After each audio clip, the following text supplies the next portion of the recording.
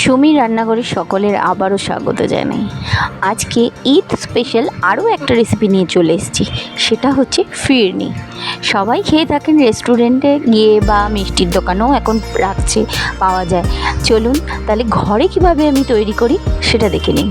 সেন্টের চাল দিতে হবে। এই চালটা আমি নিয়েছি বাসমতি রাইস। দেখুন ভিজিয়ে রেখে দিয়েছিলাম খানিকক্ষণের জন্য, বেশ খানিকক্ষণ ভিজে গেছে। তারপরে একটু জল ঝরিয়ে শুকনো করে নিতে হবে। তারপরে মিক্সির মধ্যে দিয়ে দিন। মিক্সির মধ্যে দিয়ে একটু সম্পূর্ণ গুঁড়ো করবেন না, তাহলে কিন্তু খেতে বাজে লাগবে। একটু কচা কচা করে গুঁড়ো করবেন। দেখুন আমি কেমনি করে করেছি, দেখুন হাত দিয়ে দেখলে বোঝা যাবে যে কচকচ করছে। তারপরে এই কাপের 4 কাপ দুধ দিয়ে নিন। যতটা আপনি চাইবেন ততটা দুধ নিতে পারেন, তবে ফুল ফ্যাট মিল্ক নেবেন, তবে এই জিনিসটা টেস্ট হবে খেতে। কয়েকটা ছোটো এলাচের গুঁড়ো দিয়ে দেবেন, তাতে টেস্ট হবে। দেখুন ওপরে কতটা সুন্দর সর পড়ছে।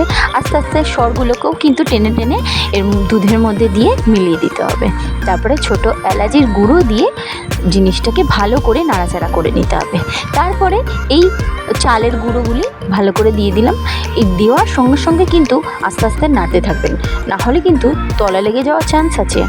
আস্তে করে আঁচটা করে নেবেন, জোর করে করলে তলা লেগে যাবে। তারপরে এই আমি গরম দুধের মধ্যে কেশর ভিজিয়ে রেখেছিলাম কালারের জন্য আর টেস্টের জন্য, দিয়ে দিলাম দুধের মধ্যে। আস্তে আস্তে নাড়তে থাকুন ভালো করে। দেখবেন এরম স্টেজ চলে এসছে, যখন একটু ঘন হয়ে এসছে তখন 1 কাপ পরিমাণে চিনি দিয়ে দেবেন। মিষ্টিটা আপনাদের মতন কোয়ান্টিটি করে নেবেন, কম বেশি। দেখুন কেরম কতটা গাঢ় হয়ে এসছে। চিনি কিন্তু আগে দেবেন না, যখন দেখতে পারবেন যে চালটা সেদ্ধ হয়ে আসছে তখনই কিন্তু চিনি দেবেন। এই পরিস্থিতিতে এসে আমি এই ছোট ছোট খড়িগুলোর মধ্যে আমি এই ফিরনিটা রেডি করে নিলাম।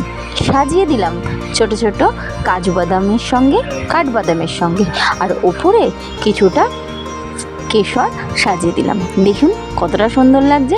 ফ্রিজে রেখে ঠান্ডা ঠান্ডা সার্ভ করুন। দেখুন ঠান্ডা আমার হয়ে গিয়েছে, বেশিক্ষণ সময় লাগে না কিন্তু এটা ঠান্ডা হতে। নিজে খান, টেস্টও করান বাড়ির সকলকে। দেখুন কতটাই আমি আর কতটা সুন্দর লাগছে। কমেন্ট করে অবশ্যই জানাবেন আর কি কি রেসিপি দেখতে চান ঈদ স্পেশাল। আর অন্য কিছু দেখতে চাইলে অবশ্যই কমেন্ট করবেন, আর লাইক করে চ্যানেলটাকে সাবস্ক্রাইব করে দেবেন।